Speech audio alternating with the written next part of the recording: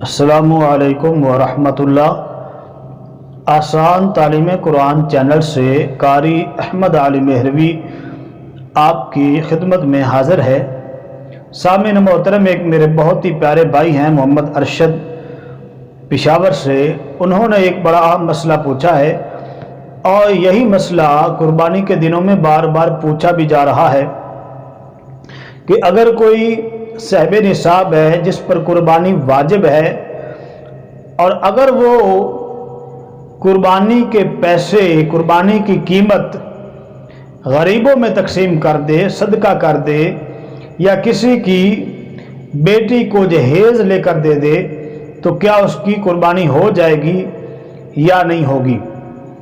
آپ سے یہ گزارش کروں گا کہ ویڈیو کو لازمی پورا دیکھیے گا، اس سے آپ کی معلومات میں بہت اضافہ ہوگا، اور چینل پر نئے ہیں تو چینل کو بھی سبسکرائب کر دیں تاکہ ہر نیا بیان آپ کو آسانی سے ملتا رہے۔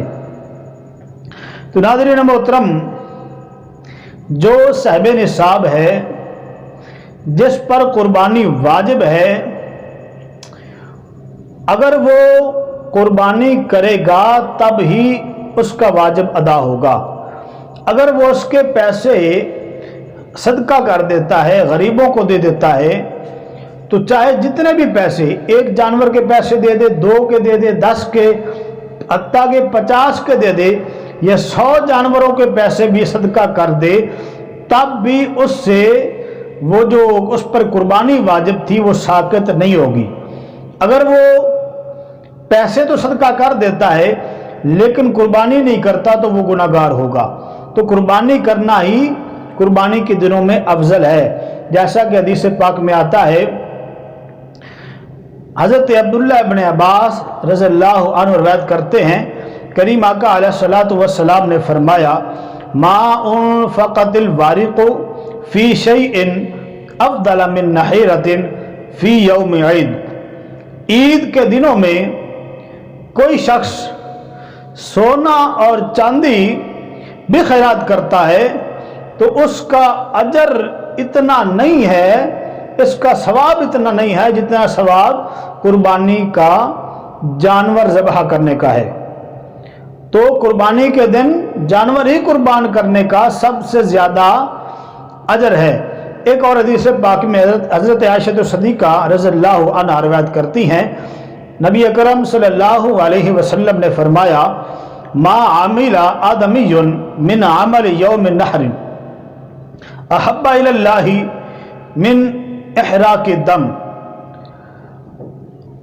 حضور نبی اکرم صلی اللہ علیہ وسلم نے فرمایا کہ ابن آدم کوئی کام کرتا ہے قربانی کے دنوں میں، تو ان کے کاموں میں، ان کے عملوں میں سب سے جو افضل اور اللہ تعالیٰ کو محبوب اور پسندیدہ عمل ہے وہ قربانی کے دنوں میں خون بہانا ہے، یعنی کہ جانور کو قربان کرنا ہے۔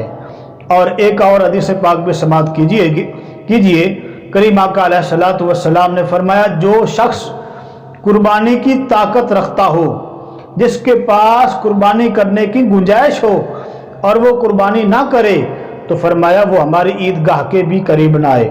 تو ان احادیث طیبات سے ہمیں یہ پتہ چلتا ہے کہ قربانی جس پر واجب ہے اس کو قربانی ہی کرنی پڑے گی۔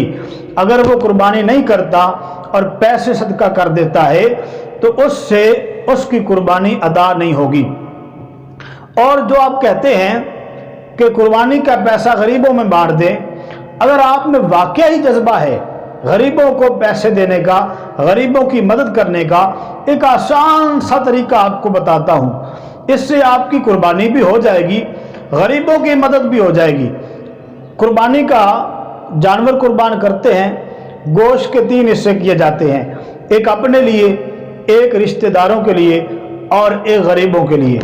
جو غریبوں کا حصہ ہے اس میں آپ ایسے کریں، جس غریب کو بھی گوشت دے رہے ہیں ساتھ اس کو کچھ نہ کوئی پیسے دے دیں۔ اگر آپ کے پاس زیادہ طاقت ہے تو زیادہ دے دیں، زیادہ نہیں ہے تو کم از کم اتنے دے دیں جس سے اس گوشت کو پکایا جا سکے۔ اس گوشت کو پکانے کا، مسالے کا، گھی کا، لکڑی کا اس کو خرچہ دے دیں۔ एक ये भी तरीका है। और ये भी याद रखें, कुर्बानी का गोश्त जब बांटते हैं, जो गरीबों का हिस्सा होता है, ये इंतज़ार न किया करें कि कोई आए गरीब हमारे पास तो हम उसको दें। आप जिस गली में रहते हैं, कितने गरीब उस गली में होंगे, आप उसको जानते हैं, आपको पता है इस गली में कौन कौन गरीब है और किस किस ने कुर्बानी नहीं की। और कई लोग ऐसे हैं जो हाथ नहीं फैलाते, किसी के दरवाजे पर नहीं जाते, यहाँ तक कि अपने बच्चा भी नहीं भेजते। तो आप खुद जाइए, उनके घर में कुर्बानी का गोश्त पहुँचाइए, तो आप उनकी मदद भी कीजिए। तो ये तो आपको मसला मैंने बयान किया। अब मैं जो ये कहते हैं कि कुर्बानी का पैसा सदका कर देना चाहिए, तो कुर्बानी बेशुमार होती है, गोश्त बेशुमार होता है, तो पैसे दे दें। मैं उनके सामने एक सवाल रखता हूँ, माजरत के साथ मैं तनकीद नहीं कर रहा हूँ, मैं इस्लाह के लिए ये बात कर रहा हूँ और आपकी तवज्जो इस तरफ दिलाना चाहता हूँ कि हम शादी करते हैं तो शादी थोड़े पैसों से भी हम कर सकते हैं, मस्जिद में बैठकर निकाह कर सकते हैं।